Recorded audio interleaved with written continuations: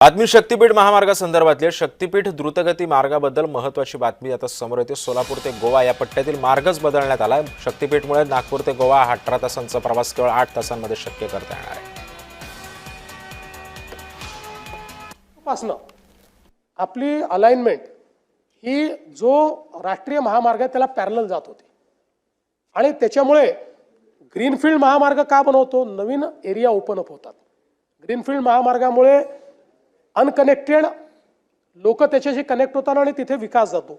सोलापूर पासनं एक वेगळी नवीन अलाइनमेंट आम्ही तयार केली आहे, जी चंदगड पासनं पुढे मग म्हणजे सोलापूर पासनं जाते, मग सांगलीतनं जाते। त्यामुळे आपण पाहतोय सोलापूर ते गोवा पट्ट्यातला हा मार्ग याच्यामध्ये बदल करण्यात आलेले आहेत। 18 तासांचा प्रवास आता केवळ 8 तासात तुम्हाला गोवा गाठता येणार आहे।